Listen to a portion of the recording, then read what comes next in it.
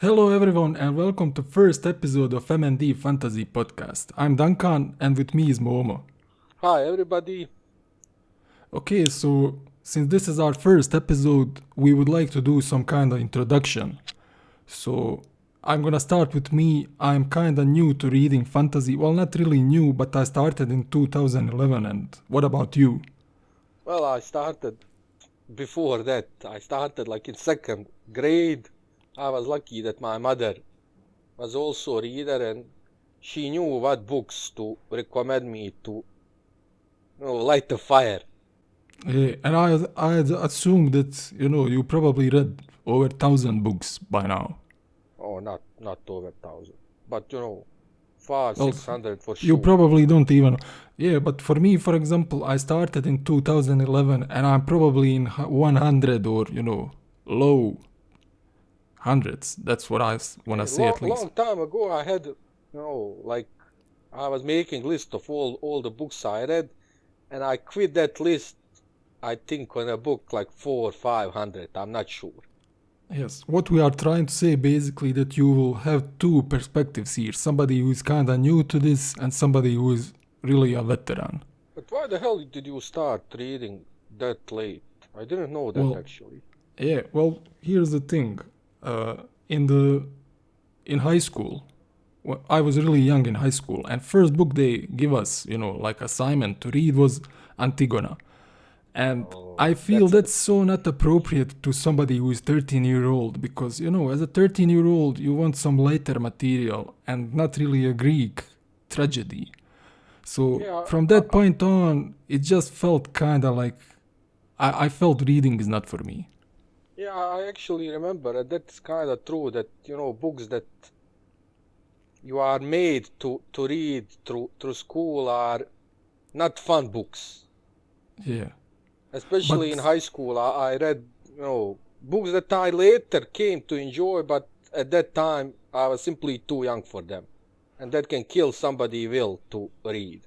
yeah, luckily for me in 2011, I was introduced to Song of Ice and Fire series, and I think I marathoned it in maybe a month.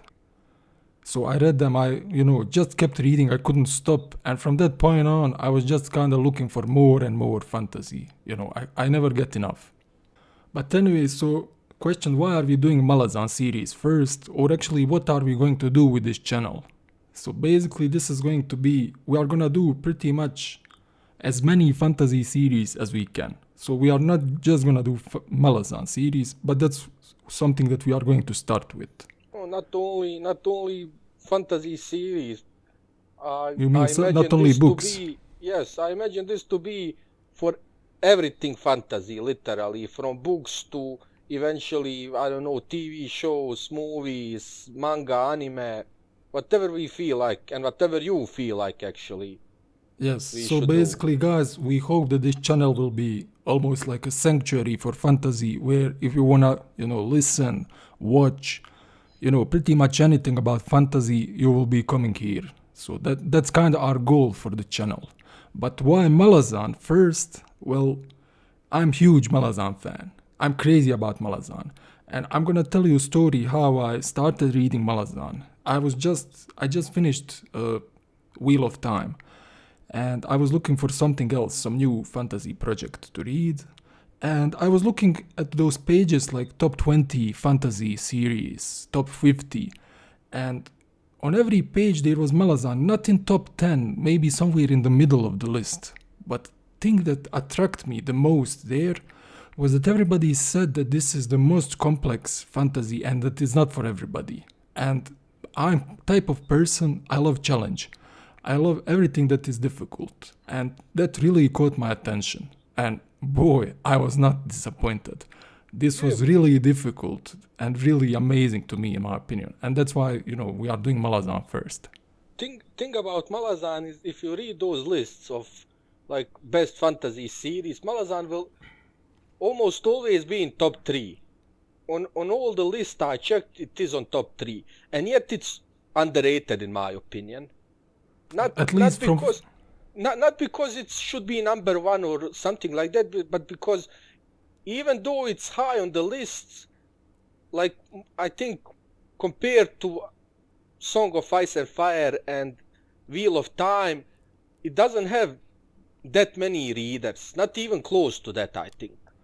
Yes, and I think that's the mostly, attributed to complexity of the book. Not everybody, wanna engage in that sort of reading. But to me, that's actually what attracted me to book. And so, Yes, but I kind of understand it. It's not really popular, but, I think part of the reason is this first book that we will actually do, and it's very hard book to get into. It's yeah, kind of merciless because yes. you feel helpless when you start reading it. You don't know what's going on. But You you don't know know what what's made me sad? What really made me sad about this? what. The other day I was looking for a podcast, and I needed like 1 hour. I had free time. I wanted to listen something in the background, and let's type Malazan podcast because Malazan is my favorite book. I wanna see podcasts, and the only thing that I found was two gentlemen did 10 episodes, so they didn't even finish it. They kind of just started, this series, and they had, a lot of audio issues. It wasn't really a top quality, even though, their substance was good. Their audio was really bad, and they stopped after 10 episodes. So I kept searching, looking for Malazan podcast, and I got so angry, man, when I realized that there is no full, detailed, flesh out Malazan podcast. Like, how is that even possible? And then I That was looking for Wheel of Time, for example, or Song of Ice and Fire. there is shitload of There is those. so many material on that, and there is nothing on Malazan. So that's another reason why I badly wanna do, like Malazan podcast. And you know what's sad? You could probably hear it from our voices. We are not English natives. This is not our first language. So it's so sad to me that two English-speaking people couldn't sit and do the justice to this series. So, but I we are actually gonna do hope it. that our like thick accents will not be a problem for Yeah, I hope so. listeners. Like English is simply not our first language. We are gonna have a lot of mistakes. We have trouble pronouncing names. We have trouble pronouncing certain words. But I'm gonna at least. I'm sure we both gonna try our best to be as clear as possible. Of course, but we cannot escape our accents. So, Yeah, be gentle with us. yeah, hopefully, guys. So, now we come to the reason why Malazan is not nearly as popular as Wheel of Time and I think first I just wanna say one thing about structure of podcast, and at least for the first episodes, before we jump into that. okay. So here is what we thought, how we wanna do it. First of all, this is not going to be spoiler-free podcast because Malazan is really complex book. It would be pointless. So we are going to do, because books are hard as it is. It's really difficult. A lot of people when they read Malazan, especially Gardens of the Moon, which is first book, they have trouble understanding. So this podcast is kind of made to somebody who just read Gardens of the Moon, and you can come here, listen to this podcast, and maybe make some things more clear. So we are going to break full Gardens of the Moon chapter by chapter. I also want to point out that we will try not to spoiler any future books. So we will spoiler things that happen in this book, and we will spoiler some things from future books, but we will try to keep it at minimum. And it will not be a huge spoiler. It will just be like piece of information. Yes, that is kind of necessary for discussion. Yeah, that's what we will do. Also, here's another thing. We want to make this channel and this podcast and everything that we produce as interactive as possible. So, if you don't like structure, if you don't like certain things, if you have questions, if you have comments or anything, you can, leave a comment on YouTube, or you can send us email at mdpodcastcorner@gmail.com. So, everything that you want to say, you can say there, and we will respond, pretty much to everybody, unless we get like thousands of questions or stuff, but I doubt. We won't have those problems, I think. Yeah. Anyway, feel free to tell us whatever you wish, constructive criticism is always good. Yes, we are making this for you guys, and that's why your Yeah, input this is our feedback is really first, important. and this is our first time actually doing this, so we are kind of learning on the go, and we actually need help to know what people want and what they enjoy and what they don't enjoy in our presentation. Yes, and now we can open book finally, and get to Finally. preface, right? But no. First, I wanna speak little bit about why this book, even though in quality it might be even better than Wheel of Time and Song of Ice and Fire, is not even near to popularity of those two series. Okay, shoot me, impress me. Why? Because first of all, entire series is extremely complicated. It's kinda glum. I don't know. Do you understand that word? Kinda Yes. sad. It's gray. It's not happy Gray. book. It's not happy book. It's very harsh. But biggest problem is actually first book, the book that we are about to review and speak about. It's very hard book to. Is to it start lazy with. book? No. As you Okay. know, I think even Steven Erikson, writer of this book, I said he claimed that it's not lazy book, that it's very hard book to actually get into. But the reason for that is when you start.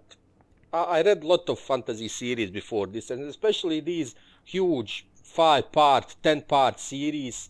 When you start reading, you have a sense of a beginning. You meet the protagonist usually, you learn a little bit about him, you learn a little bit about situation that he's in, you learn a little bit about, I don't know, world, magic. You are bombarded with lot of information, usually in the beginning of first book of the huge fantasy series. This book, no, nothing. You are dropped in the middle of the war. You don't know sides of that war. You don't know guys who are fighting the war. You don't know motivations for that war. You know nothing. You are just dropped, and you have feeling like this is maybe not book 1. This is maybe book 2. You skipped one book. Yeah, that's actually how it felt to me first time. And you feel lost.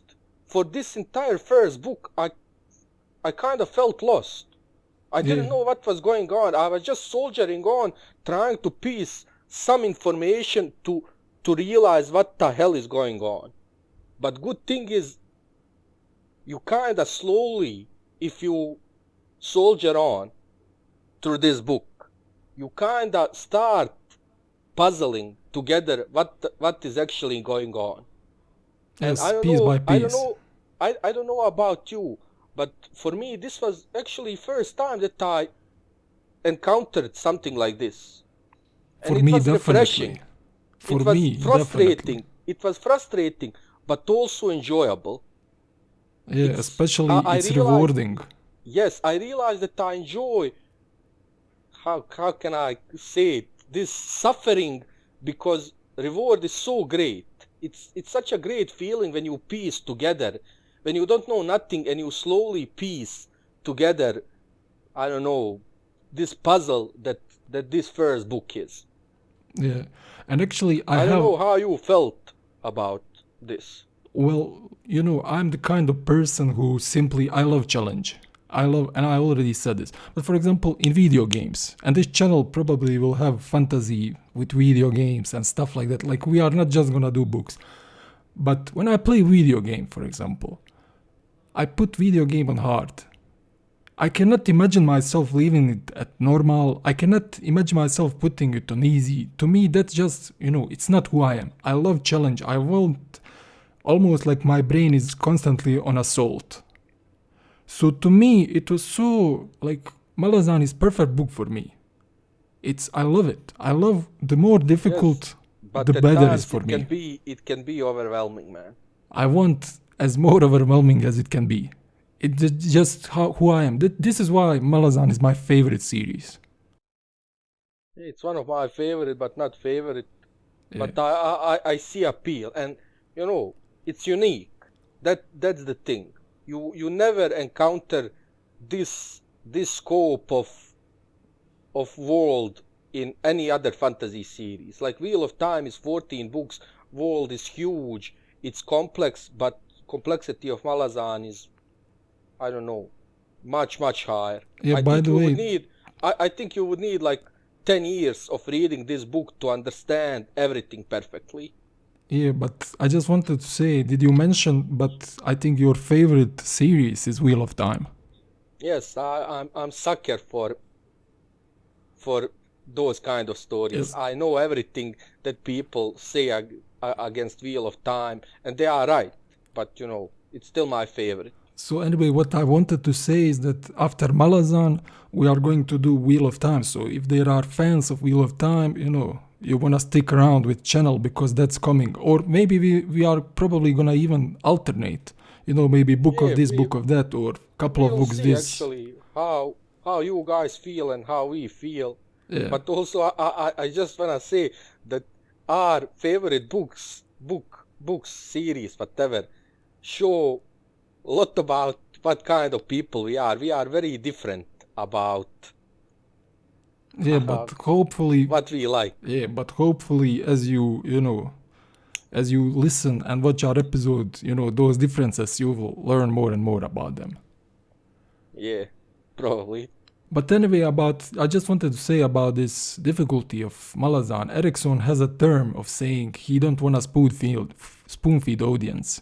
But in my opinion, it's more like he doesn't have mercy for his audience. He don't want to feed at all. It's just, and that kind of not spoon feeding the audience, that stuck with me through, reading this, because it's, it's understatement.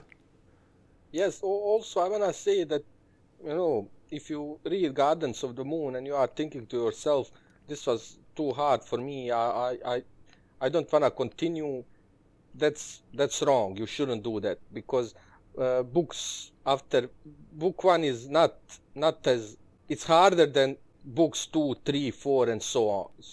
Yes, because you kind of learn terminology and you kind of become a little bit more familiar with the world. I think his writing also improve in. Yes, that too, for sure. Yes, in future books, definitely. This was his first book, and as we know, this setting was not even intended to be a book. Yeah. But you can talk about that a little bit.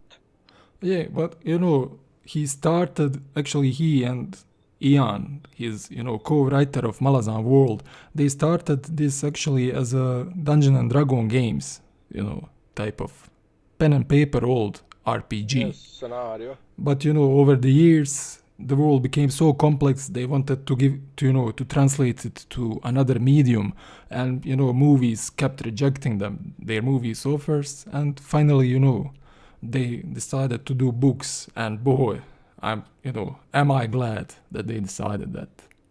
Yes, also his partner is writing in same setting and universe. Yes, he has also his own series about Malazan. His own series that we will eventually do also. But of course. First Malazan is. I wanna do everything that's ever came out for Malazan. I'm that kind of fan. Okay, can we now finally start with actual book? Okay, so we just talk a little bit about preface, what's in the book. Then you flip few pages and we get to maps. And I wanted to mention this because I'm huge fan of detailed, complex maps. And Malazan maps, in my opinion, and I'm pretty sure objectively, the maps in Malazan are the best, most detailed. And I don't know about you, but when you read book, do you need maps? Not really, to be honest. I like to piece things together, and then like in middle of series I look maps. I don't look at them at the beginning. You see, I'm really completely opposite of that. I need a map, and when I read a book, for example, if it's digital book, I will have on a separate window opened map. So whenever they describing, okay, the army is moving from this city or from this place to this place, I will have book, and I need that to the map to visualize where they are moving. And to me, that's really important. Yeah, I'm not that particular, but for people who are, I mean, this is great. Even for people who are not, this is just bonus. Yeah, Because I'm right now looking at one of the maps, and it's ridiculous how complex it is. so many details, so amazing. And this is another thing about Erikson. He's archaeologist, and archaeology university, history university, they usually have subjects where they need to learn how to draw maps. And you can, in the books you can really feel the influence of his historic background. Malazan is actually kind of history, but fictional history. But even in maps you can see this influence of history, and I love it. I simply it's just another reason why I'm huge fan of Malazan. It's And simple. I'm just watching this map, and there's a place called Stanis Plain. It's crazy. It's crazy how many details, little cities that are just kind of mentioned or not even mentioned, but they are on the map. And to me, Yeah. that's just Man, amazing. I read this series, and I'm just looking this map, and I don't know like 80% of these places. Yeah, I know a lot of those places, because I always pay attention. I love, it's just little tiny pieces of lore, and the more of these pieces there are, the richer the world is. That's how I feel, at least. Also, speaking of detail maps, we want to take a moment to speak a little bit about detail art. If you are listening to our podcast on YouTube, you can probably see this amazing picture that we used as a background to this video. It comes from DeviantArt user called Shadan. I'm not sure if I'm pronouncing his name correctly. I hope I am. Yeah, and he was nice enough to let us use this picture for our podcast. So if you liked it, there will be a link to his DeviantArt profile in the description below, and there you can check some of his other work. For Malazan fans, in my opinion, it's very useful because it will help you visualize characters and places better, and he has a lot of other Malazan art. So once again, huge thanks to you, Shadan, and we really appreciate it. Okay, that's you flip few pages, maps are done, and then we come to Dramatis Personae. It's kind of like a cast, characters written in the order. And I counted this. And can you guess how many characters there are? In the first book, by the way. This is, guys, just the first book. I don't know. There are 95 characters. So it's just 5 short of 100. Wow. Okay, so this, just to explain you, these are not side characters. These are not like generally when you read in other books, you have several protagonists, some side semi side characters, and the rest are just fillers. In Malazan, it's very different. These 95 characters, most of them are really important and really vital to the story. So this should kind of tell you why Malazan is one of the most difficult books to get into, because you are constantly being assaulted, with information, with stories about each of these characters, and you can easily get lost into this. Another thing that I would like to mention, for example, in other fantasy books, this Dramatis Personae, I would usually skip it and recommend to you to skip it. But this book, like, you need every piece of information that you can get. And this actually can help. Yeah, actually, now that I think of it, that's right. You should read Dramatis Personae here. Usually I would never recommend it, but for this particular series, yes, read it, and you will get few pieces of information that actually you wouldn't get. I'm just now reading, for example, Cruel Elder God, the maker of pads. This is like small but huge spoiler when you think about it for future. Yeah, but actually Something what that I happened to didn't me notice before. when I was reading Malazan first time, I would be, like reading, and then some characters would appear, and I wouldn't know who this is. Like, was he mentioned before? Because, I would simply be confused. And I would always go back to Dramatis Personae to, just check where was the character Very mentioned. different, my friend. I never did that, and I was constantly flipping. Actually, smart thing to do for this book. I really suggest to pay attention to this. There is information But Yes, and, shall we? and in this book, every piece of information is good. Yeah. But here's my question. Shall we start with prologue? I guess we should. Of course. Okay, I don't know if you want me to start or you wanna. No, you start. Okay. Feel free. So as we said, in Malazan, you are thrown in the middle of event, usually. You don't know.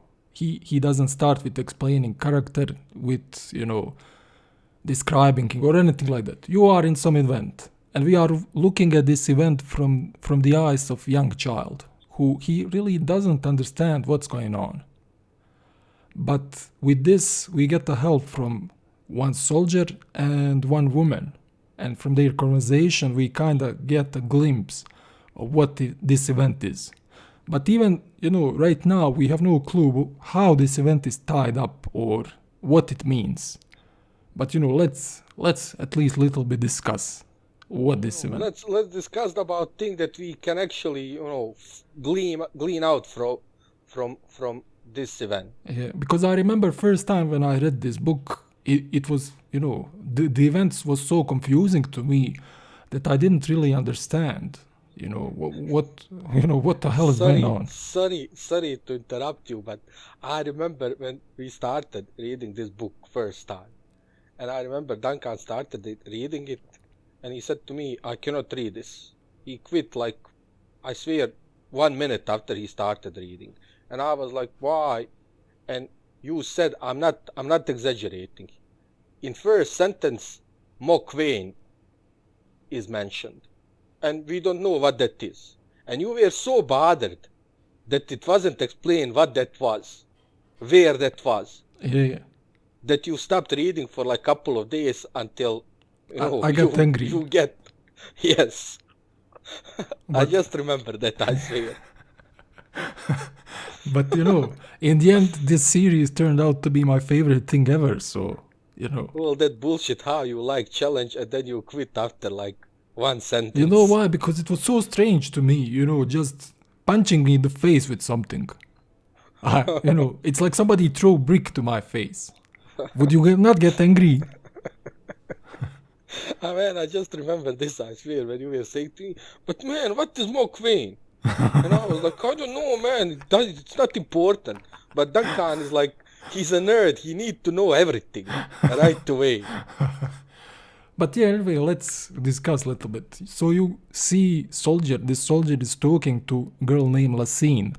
Or actually, she's named Shirley, but she's changing her name to Malazan. She has blue skin, by the way, which means she's Napan. That means that she's Napan. Napan or Napan. We don't know how to pronounce exactly. Let's say Napan, actually, okay. It's easier. And this young boy actually know, and he explained to us a little bit about that. Yes, Malazan means throne breaker. Yes. This should be first hint to you, as you read Malazan, and usually details like this matter. Also, when you couple that with beginning of prologue that say last year of Emperor Kalanved reign. Yeah, you can put two and two together.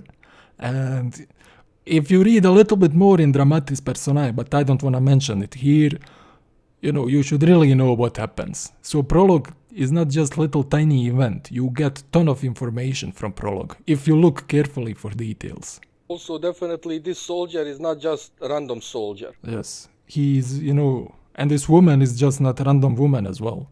These are important pieces in this empire. And they are, they don't like each other. So keep that in mind. Yes, and also that we meet our protagonist, as Paran.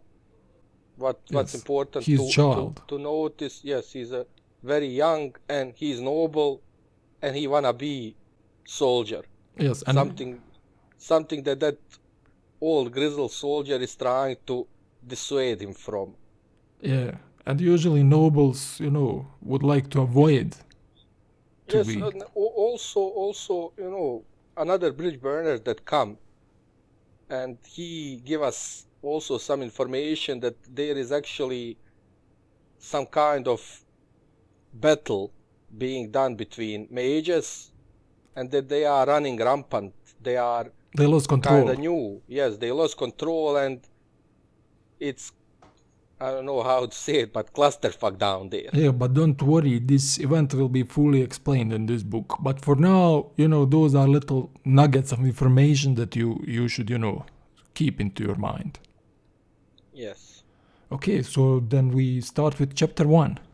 And in chapter 1, the first thing that you should notice is that this is now time skip. And it's not little time skip. It's 7 years time skip. And one of the things that you notice is that it's seventh year of Lassine rule. So we actually met in that prologue. We found out that we met future ruler of this Malazan empire. Yes, so she is the most powerful person in the most powerful empire in the universe. Yes, but also what you glean from that is that soldier is definitely not some random soldier. Yes. To be able to speak on equal terms with future empress is not a small thing. Yes, so keep that also in mind. So finally we come to first chapter, and we see it from the point of view of some unnamed small fisher girl. She is speaking with some vague switch. They are watching some column of soldier passing by.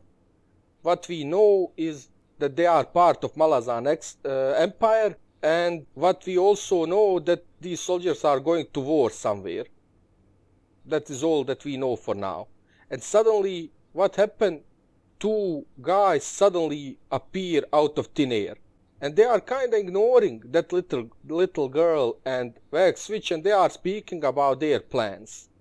And what we can see from their talk is that they have animosity toward Lassine, that empress. And what they do, one of them named Amanas summons 7 hounds who proceed to butcher all those soldiers. Another one named Cotillion possess that little girl. Okay, and these two events, guys, they are seemingly not connected. But when you read Malazan books, you need to always think. For example, let me give you an example. Amanas, this guy, one of those two guys, he summoned 7 hounds, and he unleashed them, and he sent them to kill all those hundreds and hundreds of soldiers and villagers here. Ask yourself why. Because this is important. In Malazan, nothing happens without reason. These characters are powerful, and they have motives, and they are like, when you read something like Lord of the Rings, Sauron, orcs, they are evil just because they are evil. There's no question why. He just wanna destroy, and those type of guys, they, it's just evil and destruction. In Malazan, you need to abandon that kind of thinking. So these two unseemingly completely unrelated events, they might be more related than you think. Also, important thing is what kind of 7 hounds can kill couple of hundred soldiers. Yes, this is really important. So sharpen your mind. If you want to enjoy this book, in my opinion, you should pay attention to such details. So also, I wanna, this maybe is not even important, but these guys just kill hundreds of people. And yet one of them refused to kill father of this little girl because he felt bad about possessing her. Yes. And that tell you that there is humanity in them. Yes. That's also another important detail. Cool. Yeah, so now, after these events, we swap, some days later after this, and we meet a woman named Lorne, and she has title adjunct. And she's, leading the investigation. So now I think we should explain what adjunct is in Malazan Empire. Yes, we can actually. You'll probably not find out till later you read the book, but I think this is good time to explain it. It's not big spoiler. Adjunct is actually right hand of emperor, empress. Yes. That means that this particular woman is second most powerful person in this empire. Yes. So that's adjunct. Yes, and she also have later on, I think even in this chapter is found out that she has some strange power that magic doesn't work on her. We don't know, I think, yet exactly why. But yeah, yes, and in this universe, that's really, really important because magic is very powerful. And if magic cannot affect you, And also, why would Empress send her right hand to investigate something that happened in some random village Yeah. in the middle of nowhere? So you see, guys, still, sharp mind. Keep Yes, and also looking for this details. also this adjunct, one of her powers is that she can find out sense when magic is being used, Yeah. and even maybe what kind of magic, but I'm not sure about that. But she definitely can sense that where magic was being used. Yes. And so, we are looking these events. She is leading the investigation and she is sick to her stomach. And everybody around her is also sick because these hounds, they kind of butchered these people. They chew them. Yes. They, massacre them. There are limbs, blood everywhere. But amidst all of these happenings, there is one young soldier now. And he is leading actually investigation, until Adjunct Lord came. And, to our surprise, this is the same guy that we meet in prologue. He's Gano's Paran. So, he said he wanted to be a soldier and he became one. So, out of all of these people, it is him actually who took charge and he's leading this investigation. Also, one piece of information that is important to notice here when she's speaking with this captain, not Paran, this captain that she met before, is they speak a little bit about nobility, and she asks him if he's noble, and when he say, if I was noble, I wouldn't be alive. That is another insight into working of Malazan Empire. Yes, because, ask yourself and how why they treat nobles. Yeah, why is difficult being noble in this empire? This is like and a this first Paran hint. is, of course, and this Paran, of course, is noble. Yeah. And we see that these soldiers don't fancy him too much. Yes, usually nobody likes nobles because, you are just born into this status and it's difficult to climb. So now, Ajahn Klorn actually explained to Paran what happened here, and that's really weird. So we already told you she can read magic, but, we don't know that before this. But she actually tells him that murder of all of these people, hundreds upon hundreds of soldiers, is actually done via magic, and that it was done to mask or to hide as kind of decoy to some bigger event. She actually even point out that killing of 400 people was diversion to hide the man and his daughter. Yes, that little fisher girl and her father. So this is, like I said in Malazan, you need to think these events are not random. And of course, soon after we learn that they in fact were not random. Yes, especially because next part is suddenly out of nowhere, some conveniently young little girl wanna apply to army. Yes, and where she wanna go? And wanna apply to very specific part of the army. She wanna apply to Dujek host. Yes. And we don't know, and actually we know where that is, Janabakis, yes. But we don't know why or how. But yes. It's pretty convenient. Yes, and High Fist is another title in the Malazan, first mentioned here, but basically High Fist is like a main general of an army or of certain campaign. Yes. So this little 13-year-old, or I don't even know how old she was, 13, 12, 11, whatever, she comes to military as a recruit. And she wants to go to a war, to a faraway continent, and she demands to be in certain, squad. Not certain, very specific. Very specific, assignment. Little 13-year-old girl. Name? And she say her name is Sori, which is really symbolic. And I don't want to reveal everything, but I think up until point, people should put two and two together. Who this very, very convenient. Yes. And now we are back with Paran. Yes. He's doing his investigation. There is nothing too spectacular here. He kind of come to a dead end. Yes, everybody who knows anything about, these events is dead, basically. So they really did a thorough job. Civility, soldiers, couple of villages, town nearby, everybody is dead. Yes, so this event whatever it was really important.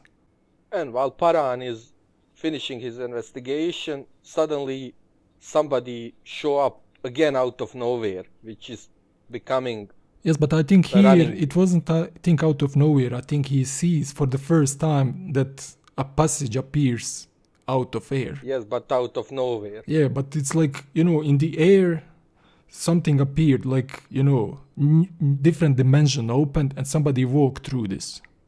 And this is, I think, I'm pretty sure it's the first time in Malazan that we hear about Warren. And I don't know Yes. why, I think I read on the forum that a lot of people find Warrens really confusing. I don't know about you, Because how they you... are. Yeah, they are confusing, Because they but are. you know what bothers me? People read Malazan book and then go on forum and say, I'm gonna quit, what are Warrens, what is this, what is that? But to me, when I read fantasy book, I expect abstract thinking. I expect, like these fantasy elements that, of course, you don't find them in real life. Warren is such a abstract, such a new term. And of course, it's complex, but I mean, why just not accept something new, and as you read, you learn more about it? My problem wasn't with that. Okay, this is some type of magic, blah, blah, blah, whatever.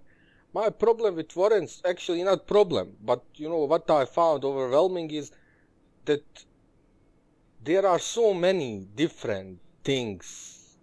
I cannot explain it without spoiling it. They are very complicated, man. Yes. But Especially, I didn't have problem with this first Warren, but later on there are millions. well, there are not really millions. I know, of course not, but there are many, many, many. Yes, but this is why, because I read on forums and people have struggle and trouble with Warrens. I think I wanna give a little bit explanation or some, hints, some stuff to make people feel more comfortable with this term. What a Warren is, what it represents. I don't know, it's kind of a spoiler, but you learn in this book all of these things anyway. So just when we say Warren, you should kind of get a clear picture of what Warren is. I don't know if you agree, or should we not say that? Yeah, Okay, so I think you should. Yeah. It's not big spoiler. okay, so Warrens are kind of different worlds, parallel universe, whatever you wanna call it. It's simply different dimension. Some of these Warrens, they are connected between each others. Certain people, And connected to real world. yes, and certain people or mages can draw power from these Warrens, and they can use it in many different ways. So for example, in this instance right here that we saw, a guy opened Warren and he walked through it. And later you will learn quickly here that people can travel through these Warrens. They are like a paths. They can save time, or they can be used even strategically to hide army. Because if you move to a Warren that is not available to other army, of course, there are strategies where you can, kind of employ, what's the word I use here? Like a surprise They effect. are used for subterfuge and things like that. Yes. And we learned that this guy is actually a member of Claw. Yes. His name is Topper. Yes, but Important here is here's another But- thing how you can use Warren, just before we move on. You can also channel the power of the Warren and use it, sort of like a destructive force. yes, they are source of magic But also. usually, one mage can draw power from just one Warren. He is natural at that, talented, and that's all I wanna say for now about Warrens. Also, this Warren is unique. Yes, it's very They unique. even mention it that it's dead Warren. But That most there of the is Warrens nobody are living unique. there. That's what I wanna say. Don't think of Warrens as I don't know, like 5 worlds that are just, different geographically or stuff like that. No, it's not like No, that. definitely. Each Warren is very unique. They have their own stories. They have their own stuff. I agree. But anyway, we meet here Topper, and this is our first insight little bit into Clav, and that is elite assassination organization. Yes. And they were even in time of old emperor, we found out, we learned that they were commanded by Lassine, who is emperor now. Yeah. was actually empress. Sorry. Use the And we correct see pronoun. that yes, and we see that this Paran dislike this stopper even without actually knowing him. So that kind of makes sense because nobody likes assassins. Here we can learn that this Paran probably is He's a good guy. honorable. He's a good guy, Yes, basically. because he doesn't like this stopper and he go out of his way to actually try to, I think, irritate him. I think he do this on purpose, honestly. Well, there is just simply natural Animosity. animosity between them. Yeah. Yeah. Also, what is important also to notice is this stopper have, I think, gray skin, Yes, he has a gray skin. and he say that he is part Tista Andi. And our first mention of them, what happened now, they go through that warren to meet Empress, right? Yeah. Or am I Yes, wrong? yes. Topper is instructed to lead Paran to Empress and to Adjunct because he Yes. need to explain to them, if there's anything new on investigation. Let's sort this out. What happened? He meet Empress. But I mean, let me just say this. The most important part of this meeting with Topper, in my opinion, is that, they moved from really far away place in really short amount of time through Warren. I just wanted to say that because, Yes. Warren is really powerful tool. So, And it's and rules of warrants are kind of strange. yes. You can walk 1,000 miles in real world in couple of hours in warrants. Yeah, so if Paran was riding back to tell them about investigation, it would take them days. But with Warren, it took them probably like an hour or something. And plus, nobody could follow you. Nobody could know where you are actually going. It's very convenient. There are many Way of benefits to people who can access warrants, and Topper is one of them. So he meet Empress. Yes, the warren then actually read proceed. them right into the main chamber where Empress is. Yes. But most people, for example, here would skip, okay, he meet Empress, then go. But for me, very important thing that I maybe didn't notice on first read through is that Lacine actually recognized him from prologue. She recognized that young boy is now 7 years after she first met him. She recognized him. Yes. And that tells me a lot about what kind of person this Lacine is. That tells me that she's smart, that she's careful, that never ever anything get past her. Yes, She take notes of everything. because Paran is, he was nobody, and he's almost nobody right now too. But she remembered Yes, him. and 7 years passed. He was kid. So, just think of Alacine. These are first signs of her being really genius. You don't become empress of huge empire. Yes, if you are not Just by genius, being of lucky. course. But this little detail is epic. I love it. I didn't really think about it. So Paran go meet Lorne, adjunct, and she tell him she have new mission for him, and in the meantime tell him to go visit his family. Is it revealed does. what mission he is to go? She doesn't reveal. Oh, She okay, just okay. say that she have new assignment for him. She will tell him in couple of days and go meet family. Yes. So he goes. Yeah. And in this meeting, a lot of things are explained. Even though when you read it first time, you might not pick up of some of these details. I don't know if I should, Thing is, what we learn in very short time is that his family doesn't approve of Paran's choice of being soldier, that his father was intending him to be his successor and his father is trader, and because he refused, he wanted to become soldier, that burden has fallen on his sister, and she also disapprove of him. She is middle child. Her name is yeah.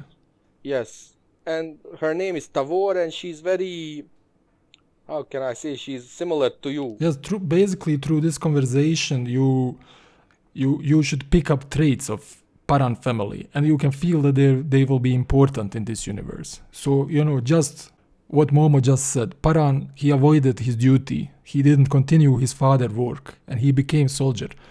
That's a trait of somebody who is independent. He doesn't really need approval of other people. But his sister, on the other hand, she took that burden and she kind of done, She's dutiful. Yeah, she's dutiful, but she doesn't like Paran because of that. You can see that she is annoyed that he skipped his duty. So duty is important to Tavore.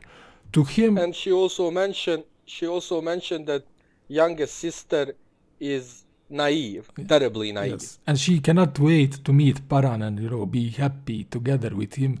And she is naive, too naive for this world. I think that's what she said. Yes. Also, before he met his sister, he actually met somebody that first time when I read this book I entirely skipped. He met Gamet, who is simple guard.